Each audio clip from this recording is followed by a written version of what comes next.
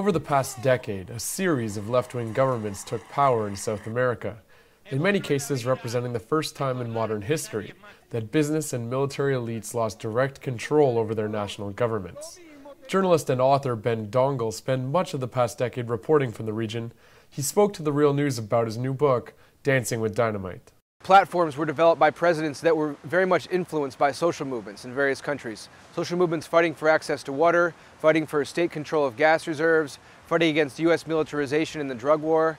And presidents across the region pulled up these demands from movements and rode that momentum into the political office and won. And my book looks at the relationship between social movements and these governments. The book chronicles Dangl's experience in 7 such South American countries, but takes its name from Bolivia. Dynamite in Bolivia is a tool used by one of the most historically powerful movements in the country, which is the miners' movement. Miners in Bolivia were pivotal in the revolution of 1952 in working to nationalize the mines, working to grant voting rights to a majority of the population, access to health care and education for indigenous people. And when miners arrive in La Paz to protest against governments, to protest against unpopular presidents, to demand for reforms in the mining sector, they use dynamite not to destroy anything, but as a kind of firework to scare the heck out of politicians, and it's worked.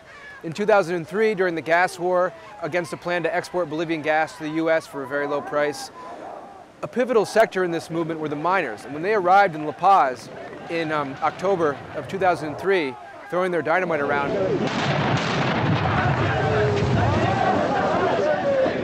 that was when Gonzalo Sanchez de Lozada left the country in a plane to the U.S., escaping the conflict and resigning. Current President Evo Morales was a congressman and leader of the opposition during the gas wars. At the time, he supported the moderate position of raising the taxes on foreign companies. But the social movement pushed him to advocate for full nationalization, and 2 years later he was elected president, due in part to a pledge to nationalize the gas industry. He also helped convene a constitutional assembly to rewrite the country's constitution, which granted access to water, electricity, and basic services as a human right to people. That has also arisen out of movements against water privatization in the country and the fight for better services. Morales, as well as other presidents, have institutionalized a lot of these changes that were won in the streets. After a landslide re-election win in 2009, Morales has come under fire from some of the same forces that propelled him to power in 2005. Oscar Oliveira, a renowned leader in both the Cochabamba water war and the gas wars that helped bring Morales to prominence, said the government has, quote, excluded, ignored, and even smeared those who want to have an independent voice. There's been a tendency on the Morales government to, when confronting a critical movement or activist group, saying that they're allies of the right or funded by the U.S. This is largely untrue. There is a very powerful right-wing movement in Bolivia connected to civic committees in the eastern part of the country, right-wing governors, politicians, political parties. They pose a very real threat to the Morales government. But there are also incredibly powerful movements and activists around the country which have well-founded critiques of the government. During the gas wars, the city of El Alto was a central battleground. Neighborhood councils blocked the main access road to the capital of La Paz.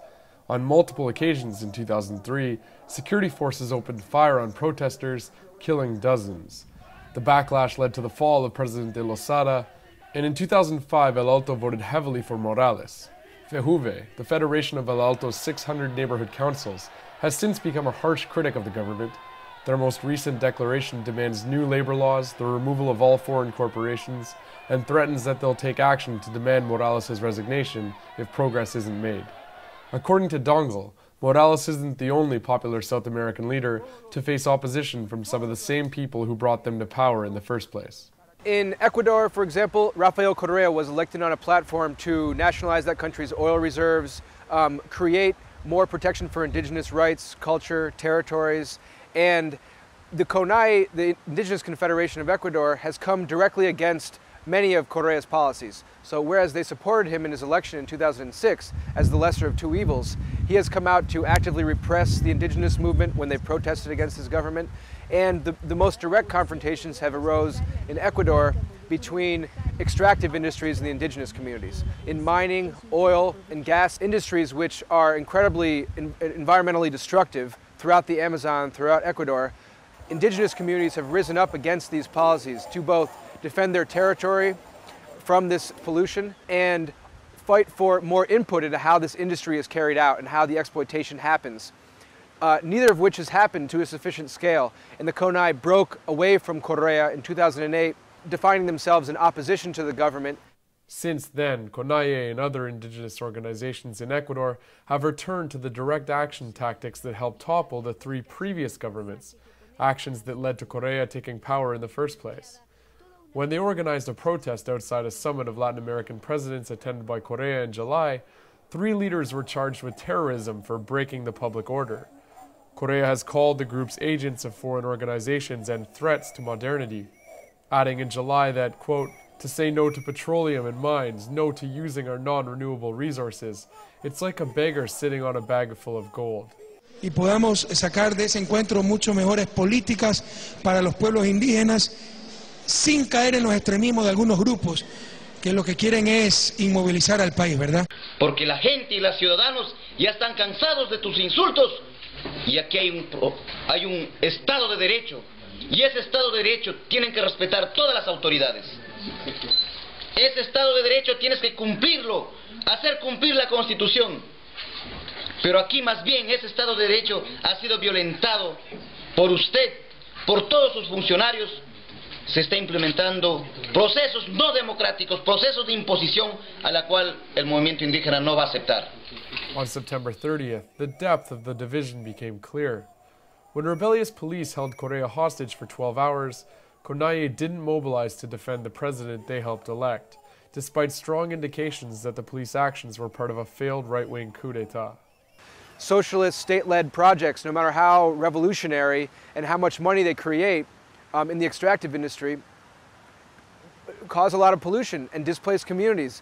And that's been one of the sources of conflicts and tension in Bolivia, Venezuela, and Ecuador, where you have economies that are largely based on extractive industries, mining and oil particularly. And when these industries come into conflicts with communities, the government isn't interested in negotiating with them or working with them closely. Both Correa and Morales oversaw the passing of plurinational constitutions, which enshrine the rights of indigenous communities to consultation and sovereignty. At the same time, both maintain high levels of popularity for developing extractive industries and redistributing the revenues. Both also face organized and hostile opposition from the traditional oligarchy, international corporations, and foreign governments, like the United States, which frequently provides funding and training to dissidents of all stripes. But social movements are bringing forward real debates rooted in real differences of opinion in how decisions should be made over natural resources, and worry that these governments are attacking the messengers instead of the messages.